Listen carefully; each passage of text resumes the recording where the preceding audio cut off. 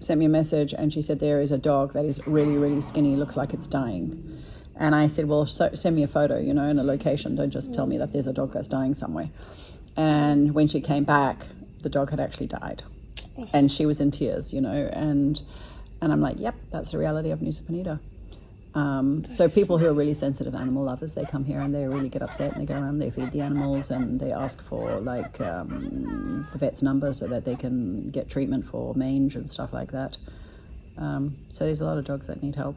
And we don't even know how many dogs are on the island. I mean, like the vet here, Cadet, used to say, what was it, about 5 years ago? He said he thought there was about 4,000. And that's just a guess. And what, five years later, how many are there now? Like 10,000?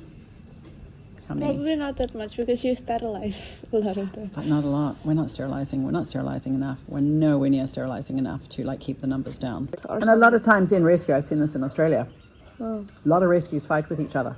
I've had a rescue fighting with me here over a dog that I put on, you might have seen it, I don't know, really, really skinny dog that was running down the road. And she had a huge fight with me about the fact that I just put it on Instagram to make money out of it. Of course you have to. And well, exactly. If I show you all the nice dogs in Penida, you're not going to care about the dogs that we're really trying to help. So if I show you the dogs that are in such bad condition, I'm like, look, let's like, please give us money and we can help these dogs. I've always said, I don't want to do rescue. And I still don't want to do rescue. And everybody laughs at me because they're like, well, it looks like you're doing it. And I'm like, but I don't want to do it because it hurts me when they die. It hurts me when they go and get adopted because I've had them here so long. It hurts me when they don't get adopted. It hurts me when they go overseas like this one. I mean, it just kills me because he was such a beautiful dog. It takes all your time. It takes all your money. And then you have to send the dog over to Bali, which is even more money. And then it gets adopted out there. And it's like, I could put all that money into sterilizing, you know, which is like the long-term fix. This is like just taking dogs in all the time. It's just going to go on forever. So I always say I don't do rescue, but rescues do fight with each other, which is just ridiculous because we're all doing the same thing. It's not a competition. We're all helping the animals. So why are we fighting with each other, you know? But there is a lot of that. I've seen it even in Bali here, and it's just, I don't want to be part of that. It's easier to raise money for what we call like rags to riches. So if I pull a dog off the street and put the photo there and the dog's half dying or the puppy or the whatever, and people will give me money for that. But if I say I'm having a sterilization program this weekend, can you please help me fund it? My followers will go down and everybody's like, she's not talking to me. And it's like, but that's what's going to solve the problem. But you can't see the problem immediately in front of you because you're like, sterilizing a dog, what's that going to do? You know, or saving a puppy off the street now, I can see what you're going to do. But sterilizing long term, I can't see what you're going to do. So it's way harder to get money for that. So, yeah. I mean, the people who are dedicated to giving money for animals, they're dedicated. You know, it's always the same people. And even my friends, it's always the same people. And they're not the richest people.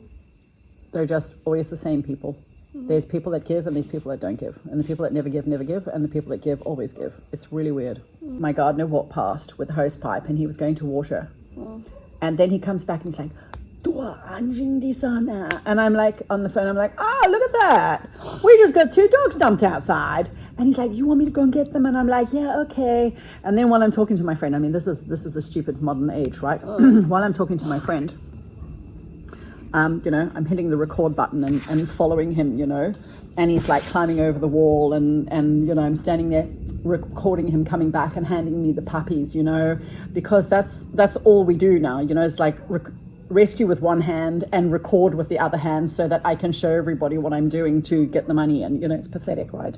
And sometimes you realize that when you're doing it, you're just like, oh God, just rest. And there's a lot of rescues that you don't show because you're by yourself and you didn't have the means to record it or whatever, or somebody brings you a dog here and it's like 5 o'clock and you're just like, put them there in the crate, you know, I haven't got time to like record this kind of thing.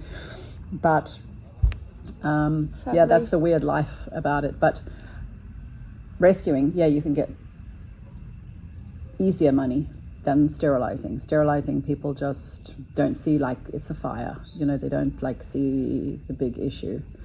And we can't even get the numbers of how many dogs we've got on Penida. I mean, this is another thing that we're stuck with.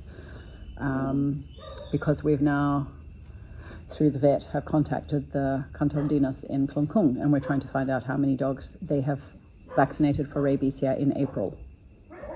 And they don't even have the figures yet from Penida. Oh my God. So we're like waiting, you know, we just want to know, I want to know, how many dogs did you vaccinate for rabies? Because it would probably be slightly under 50% of how many dogs that are here. Because half the people can't handle their dogs. They don't even come down my road. They don't even come to my place to vaccinate my dogs. I just want to know, where is the collection of dogs, you know? That village, there's a lot. This one, there's a lot. And then we will go there and sterilize. That's why I want the information. But I won't get it from the vet here. So we try from the Kanton Dinas, but we're still waiting for the information. I can't help all the dogs, and it's like a long-term project, you know, but we have to start.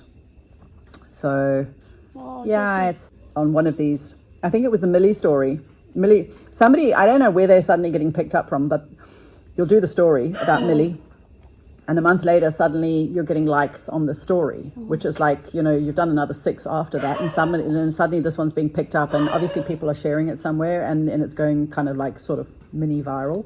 And then, not like viral, and then you're getting people in other countries, like, you know, writing Spanish there and stuff, and you're just like, where the hell has this video ended up, you know? And then people will call you a hero, and, you know, you're blessed, and God will look after you, and all this, and your head can become really big, because a lot of people, that's what happens to a lot of people in rescue, their head becomes really big, and they think they are really something. And I hate it. I hate people saying that to me. You're like, oh, you're really big. And I'm just like, no, it's just something I'm doing. Don't worry about it. You know, it's nothing. I don't want to be a hero. I don't want to be called anything. It's not what I want. But that's where a lot of people in rescue lose their way, because they start to think they're something, because so many people are telling them how good they are and how nice they are and how they're helping the animals. And it's the wrong thing. You know, if you become this kind of really arrogant person because you're, oh yeah, I'm really good, aren't I? You know? Yeah, I think sometimes this is how some of these organizations lose their way.